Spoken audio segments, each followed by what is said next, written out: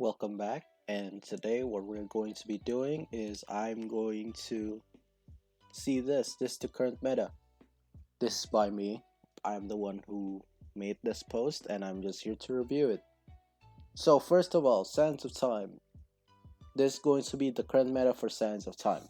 So, the current meta begins with one Sandkeeper and three runners. So, the Sandkeeper is the person who stays in the middle and they do everything there. They collect sand, gold, like rusty keys, maybe harming pots, maybe gear. They do everything in the middle. They flick all the levers, right? And they're the middleman. They're literally the middleman. They stay there and keep like control of the timer. If time goes low, they put in sand to fill it back up, and they're the one who do all the communications. And the runners are the one who go down branches. They go down branches, they explore, they break spawners, they collect, gold, and they collect sand to bring back to the Sandkeeper. And they're the ones. If you talk about like the best SOT performances of all time, you're looking at a runner's perspective. That's what the runner is. Now, it's the current meta. So the Sandkeeper collects everything in the middle, sand, gold, etc. Runners go down separate branches and they mark the opening with one marker. One marker usually in the middle, maybe in the right, maybe in the left, just one. If you only see one, it means that someone has gone down that path, but they haven't finished them yet. If they put in three, it means that path is fully explored, there's nothing there. Now, on like at the start of Sands of Time, there are like a few constants. The first is the blue key is always underneath the vault, underneath the timer, which means that at the beginning, a runner should grab the blue key, right? A runner should grab the blue key, and then they should always like sprint towards like go down the blue branch in order to find the blue vault. Now, how do you see this? It's because of the color on the wall. So you always know like which branch you're going to. And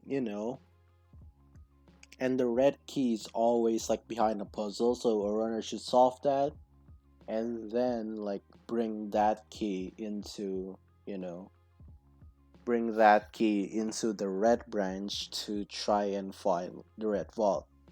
Now be careful, these keys do burn in lava, so that means that you need to before attempting like anything to do with lava, maybe parkour, maybe just if you want to avoid losing that key, you have to drop them before you attempt. Like just drop it to the side, attempt the lava parkour, you return, you pick it back up, and then you continue on your way. It literally costs nothing rather than if you fall and then everything is lost. So basically, that's what you need to do. You need to drop your sand, your keys on the ground before you attempt anything dangerous. And also, consult with your team. Consult your teammates first. So, like, if you have 1,000 coins on your team will be like, oh, hey, instead of you attempting the alpha parkour, this other person who had like 200 coins should, because they lose less if they die.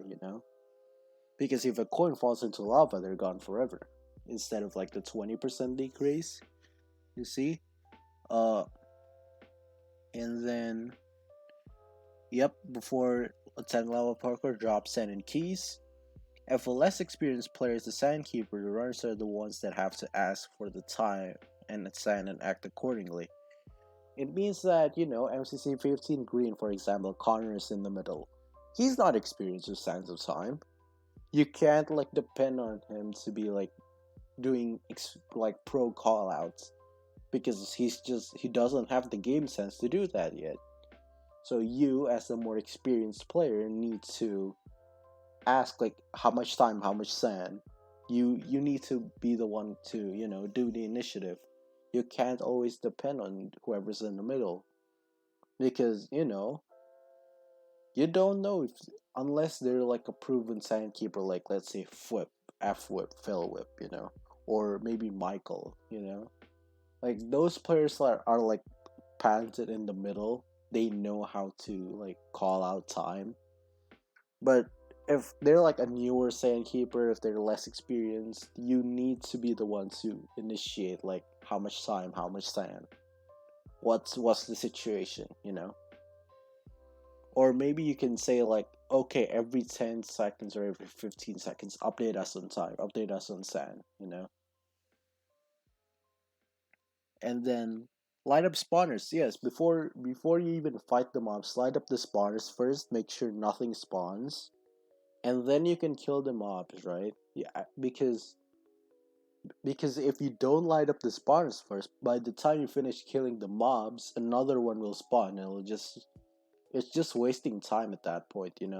So it's best to just light up the torches first, light up the spawners, make sure nothing spawns, and then kill the mobs and then break the spawner. It takes like half a second. It literally doesn't matter. And then dying loses 20% of your coins if not in lava, and loses you 100% of your coins in lava. So be careful. Yep, this ties into previously, with the lava parkour. If coins fall into lava, they're gone. You can't pick them back up again. So that's why, before you attempt anything to do with lava, make sure that you're comfortable with, the potential of losing everything that you have. Like dying to a pillager, you can still recover 80% of that. If you have 1,000 coins, you can still get 800 back. If you have 100 coins, you can still get 80 back, you know? But, like, if you lose in lava, that if you had 1,000 coins, those 1,000 coins are gone. So be careful. Be very, very careful. This is why, consult your teammates and whatnot. That's why. And then sand sacrifices, the one which requires 2 gold. Yeah, they're worth 100 gold each, about. And if you feel like you're going to run out of sand, you need to. So at the end of the game, right? You're the sand keeper. At the end of the game, you can call everyone back before like maybe 120 seconds. Say that, hey, I'm maybe it's like 90 seconds in the timer. You say 4 sand. Say 4 sand. Don't put it in timer. Unless you found a vault, then yeah, do it. But if you haven't found a vault and you're just still exploring, leave 4 sand always in your inventory. Call everyone back in 90 seconds, open the 2 sand sacrifices, get 200 easy coins at the end, and then you go out. That should be the way to do it. Don't open the sand sacrifices in the middle of the round because then it's like it's 20 seconds you can use somewhere else. Well, at the end of the game, 40 extra seconds, I don't know what you can do with 40 extra seconds. Because you might not find the vault, and the 40 seconds is a risk. You either like branch and maybe get 100, if even that, 100 gold, or maybe you found a vault and found 300. So basically this is a safe in the middle with 200 easy coins. Like there's no risk of dying in the middle. So it's either that 200 easy coins or you get 40 extra seconds, which is almost never worth it unless you find a vault. Now the second game, big sales at Build Mart. Now, the current meta has 3 builders and 1 floater. What does that mean? The floater is C. Wilbur, MCC Pride. The floater is the person who will just help the others, they'll help collect materials, and then bring them back. The floater does not have like designated plot. And then like there's 3 builders. The builders have their own plots that they focus on. And then what they do is like at the beginning everyone goes out, right? They get materials for their own build.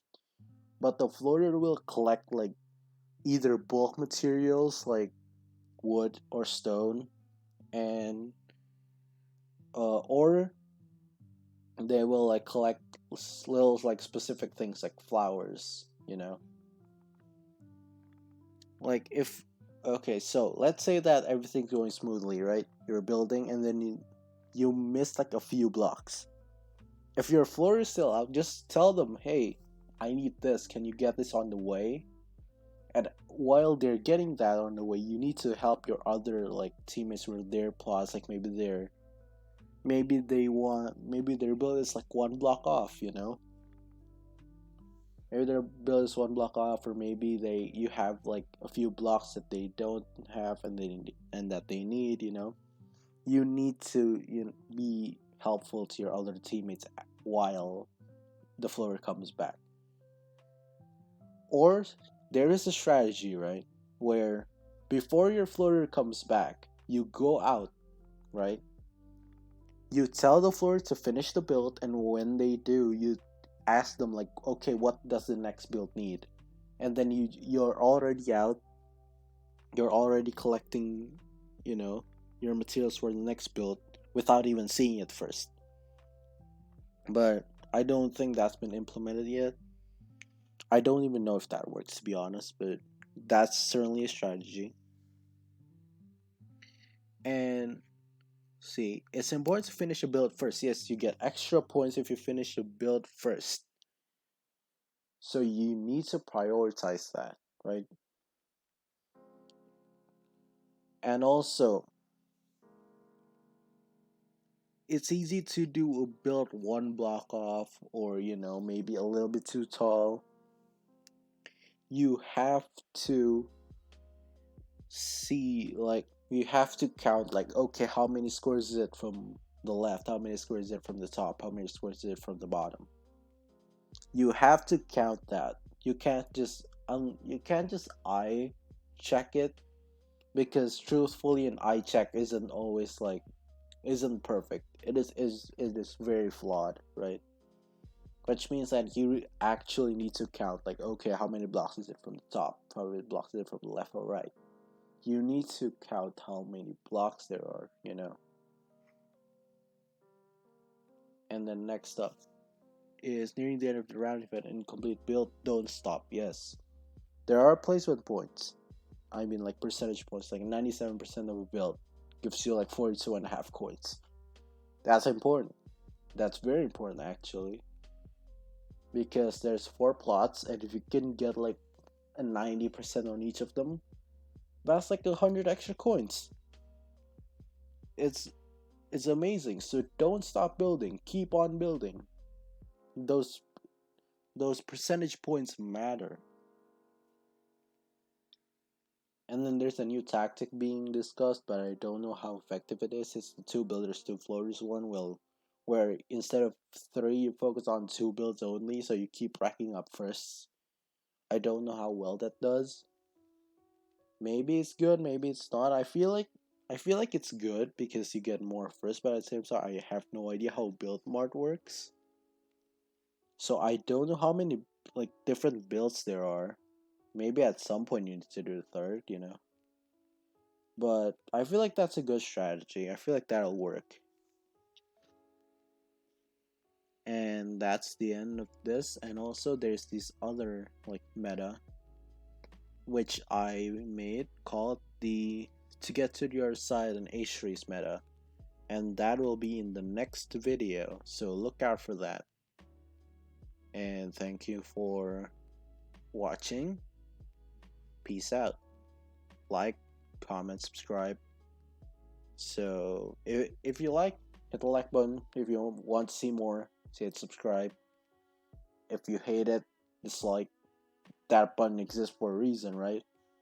Don't be afraid to dislike something. And that's it. Peace. See you next time.